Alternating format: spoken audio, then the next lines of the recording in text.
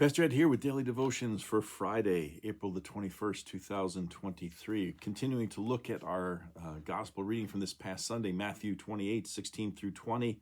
I want to focus on verse 19 today, where Jesus said, "Go therefore and make disciples of all nations."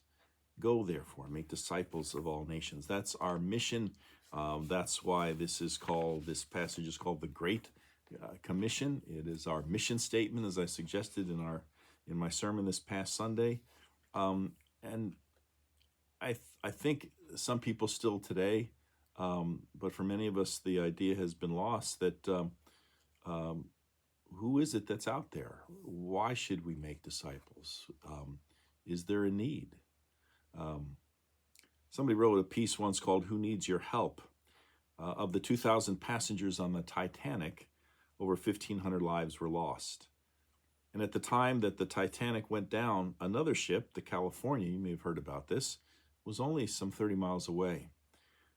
The Titanic's operator frantically sent out SOS repeatedly, but the wireless set on the California, unfortunately, was closed because there was only one operator aboard, and he had gone to bed. In other words, help was available, but the California sailed on its way totally unaware of the tragedy that was going on just 30 miles away. And so the question is asked, are there those near you who could use your help? You have been appointed by Christ to go reach out. If not now, when? If not you, who? Keeping with that Titanic theme for a second, a woman by the name of Eva Hart was a survivor on April 15th, 1912, when the Titanic plunged 12,000 feet to the Atlantic Ocean floor. She says, "I saw all the horror of it sinking, and I heard, even more dreadful, the cries of drowning people." And here's the thing, although 20 lifeboats and rafts were launched, which was too few to begin with, and they were only partially filled, most of the passengers ended up struggling in the icy seas, while those in the boats waited a safe distance away. Lifeboat number 14, however, did row back to the scene after the unsinkable ship slipped from sight at 2:20 a.m., and alone it chased cries in the darkness, seeking and saving a precious few. But incredibly, no other boat joined it. Some were already overloaded, but in virtually every other boat, those already saved rowed their half-filled boats aimlessly in the night, listening to the cries of the lost. Each feared a crush of unknown swimmers would cling to their craft and eventually swamping it. But Jesus said, "I came to seek and to save the lost." And he commissioned us, of course, to do the same. That's what Matthew 28, 16 through 20 is all about.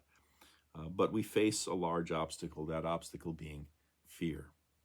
While people drown in the treacherous waters around us, we're tempted to stay dry and make certain that no one rocks the boat, as Ryan Johnson has described it.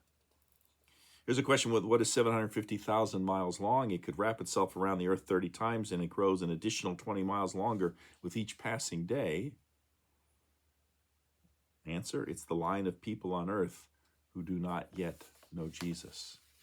I don't know how they came to that calculation, but assuming that it's true, pretty overwhelming. Here's a test. Here's a test to see if your mission on earth is finished. If you're alive, it isn't. In other words, we've all been called through our baptism to be a part of what Christ is doing in the world. As someone else said, every heart with Christ is a missionary, and every heart without Christ is a mission field. And finally, someone once described evangelism this way: it's one beggar telling another where he found bread. And finally, a child once said, "The preacher is paid to be good. The rest of us, well, we're good for nothing." Well, I don't think the child meant exactly how that sounds. It's that the rest of us do good, respond to the Great Commission, attempt to serve Christ, care for others, love our neighbor as ourselves, without any thought or promise of payment or reward. And truth be told, that's a pastor's responsibility above and apart from the call to ministry. We all do it for nothing because that's what we're called to do. Well, that's it for today. I hope you'll join me again tomorrow on Saturday for one last day of daily devotions this week. Until then, take care. Again, have a great day today. Bye.